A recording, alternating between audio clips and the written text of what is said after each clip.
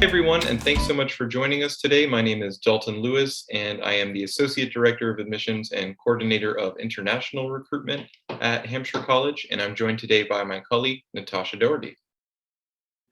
Hi, I'm Natasha Doherty, and I am the coordinator of transfer recruitment for Hampshire College. And we're both Hampshire alums, so we're always happy to chat about our experiences as well. But today we're going to give you a little bit of general information about Hampshire, as well as some more targeted information about studying the health sciences at Hampshire. And I will pass it off to you, Natasha, to get started. So, before we dive into talking about healthcare at Hampshire, I just want to share some general information about Hampshire College and what sets us apart. So, at Hampshire, every single student creates their own program of study, which combines at least 2 different disciplines with the help of a team of chosen faculty advisors. The final year, which we call the Division 3, each student continues to work closely with their chosen faculty to complete a project of their own choosing, which a bit later in the presentation we'll share some examples of. In addition, at Hampshire there are no grades. Feedback and evaluation are in the written and narrative form, which can range from a paragraph to multiple pages of personalized, detailed feedback. And before you even receive that evaluation, you submit a written self-evaluation, allowing yourself to assess and critique your own work. Not only is this helpful to you as a learner, but it also sets you apart after Hampshire. Your transcript will not just be a sheet of letters and numbers, it's a complete compilation of your written evaluations, which is super helpful to employers, grad schools, internships, etc., as it lets whoever's reading it know you and the specific path you took as a student. Hampshire also has over 80 acres of sustainable farmland, and some of the food that is grown on that farm becomes part of a farm share, as well as occasionally supplies the dining commons. We also have 2 living buildings on campus and multiple solar arrays that are able to meet 100% of the campus's energy needs. There's also lots of resources on campus, like the Center for Design, which is the home to woodworking, blacksmithing, glass blowing, lots of different things that you don't have to be even a part of the class or that area of study to use. It's open to anyone on campus who completes the required safety training. Next slide.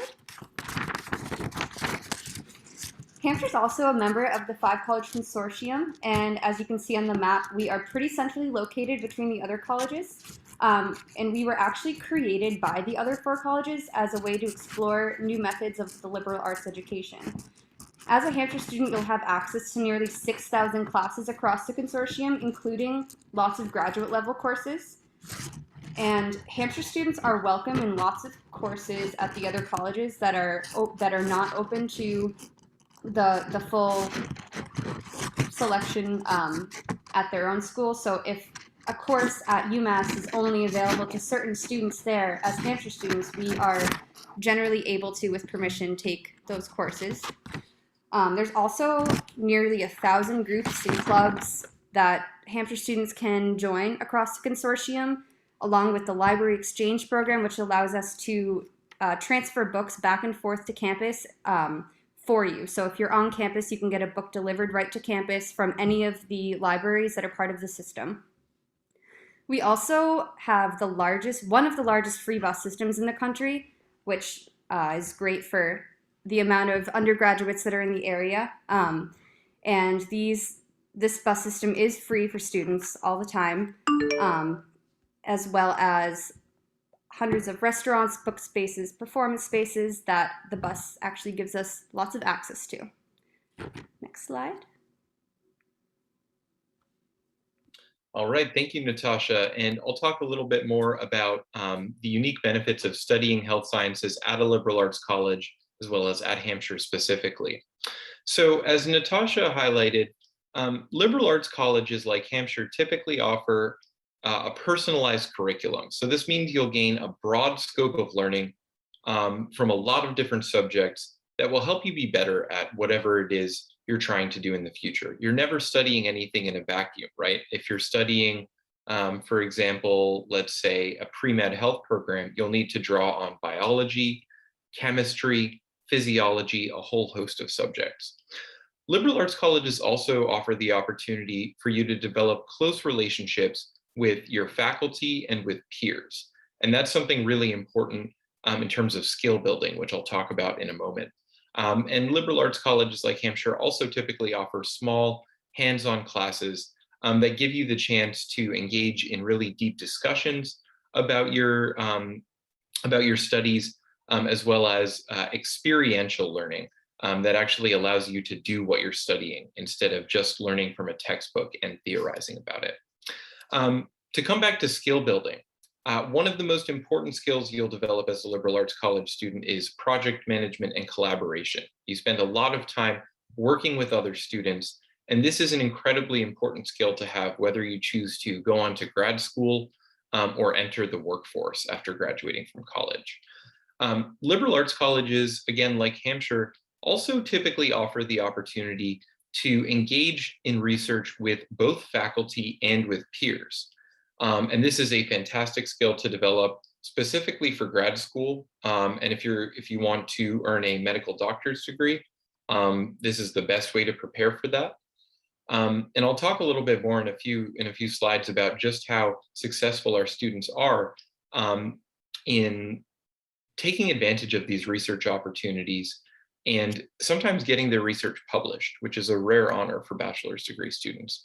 And finally, part of Hampshire's mission is to make a positive impact on the world, whether that's on your local community or on communities from, around the rest of the world. And so students who study health sciences at Hampshire might engage in projects that focus on things like public health or environmental sustainability.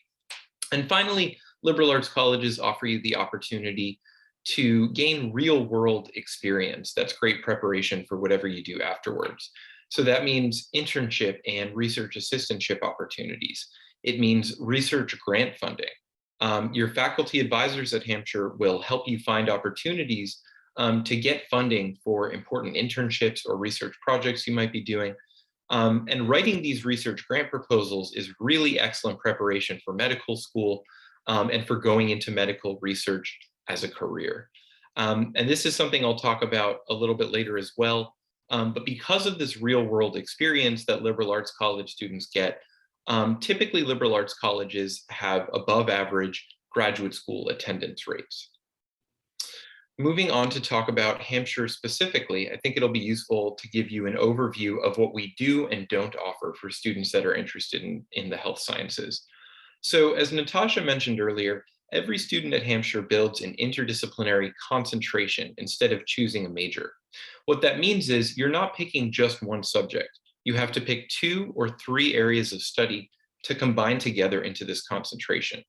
So students who are studying the health sciences will typically choose a combination of these 5 areas of study: biological and life sciences, chemistry, health and pre-medical studies, neuroscience, and psychology.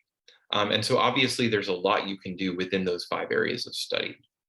Now, it's also important to note the programs that we do not offer, and those are nursing, dental sciences, and any form of healthcare technician training. Simply put, the way that our curriculum is structured is just not conducive to helping students get into these fields. Nursing, for example, is very centered around the nursing exam that you have to pass after attaining your bachelor's degree. Standardized testing is not a big part of our curriculum. So again, these are the programs that we don't offer, but we do have a great many students going into medical research and going on to earn their MD medical doctor degrees after leaving Hampshire. And speaking of which, we have excellent graduate school attendance rates. Specifically 65%, so almost 2/3 of Hampshire alumni go on to earn an advanced degree within 10 years of leaving Hampshire. And the graduate schools they most frequently attend in order are Columbia University, UMass Amherst, member of the 5 College Consortium, NYU, Harvard, and Yale. And I'll talk a little bit about some of the specific resources that we offer for health science students at Hampshire as well. Some really cool stuff in our Cole Science Center, a molecular biology lab with genetics equipment for students who are studying something focused more on genetics, a neuroendocrinology and behavior lab, or the NEB lab, which is a fantastic resource for students that are interested specifically in neuroscience, a physiology lab and osteology lab, which are both great for a variety of health science subjects. We also have equipment for event-related potential experiments. I guess I'll go back to this slide here. That's what this student is doing. He's using the ERP equipment, and it's really, really useful for neuroscience experiments because this is my very unscientific explanation, but it allows you to measure the subject's responses in terms of how their brain is reacting to external stimuli. And then finally, a resource that I want to highlight most of all is our pre-med advisory committee. Hampshire does have an open curriculum. It has a student-driven curriculum, but at the same time, if you want to go to medical school, you do have to fulfill certain prerequisites. So Hampshire students that know they want to go to medical school identify this early on, and they work with our pre-med advisory committee in order to ensure that they're getting all of those prerequisites on their transcript in preparation for grad school. Through the consortium, there are also a few really exciting opportunities, specifically certificate programs that you can take part in. It allows you to earn a special certificate in addition to your bachelor's degree, which obviously looks great on your resume or your grad school applications. Some of those related to the health sciences include biomathematics, cognitive neuroscience, and the culture, health, and science certificate programs. And again, bringing it back to real world experience, as a Hampshire student, your senior project, what we call the Division 3 project, can be a scientific research study, a public health policy study, a psychological experiment, or any number of other things. And actually, in a few slides, I'm going to give you a few examples of Hampshire student senior projects that were related to the health sciences. But first, just want to highlight one thing. 5% of Hampshire's natural science students are published as lead authors in peer-reviewed academic journals, as of an internal study we did in 2019. I cannot overstate the importance of this. I was talking about the research grant funding available to Hampshire students, the focus on scientific research in our curriculum. This opportunity to get published in a peer-reviewed academic journal is very rarely something that bachelor's degree students get the chance to do. But at Hampshire, 5% of our natural science students get published as lead authors. So even more get published, in fact, as co-authors, which is still fantastic to have on your resume. So again, if research is something that you're interested in doing, if medical school is something that's in the cards for you, it's worth considering the value of attending an institution that will offer you the opportunity to do this really advanced research. But I just promised I would tell you about a few really cool examples of Division 3 projects. And as Natasha mentioned, every Hampshire student completes this year-long project in their 4th year at Hampshire, and it can take on any number of different forms. So for example, Miriam King, who is pictured at the top of this slide here, designed a dance therapy program for patients with neurodegenerative brain diseases. Erin Lindeke Myers conducted a research study on colon cancer treatment. Mimi Al-Katan completed a public health study about drinking water quality in India. And actually, she is now on a Fulbright research scholarship, continuing to pursue that research.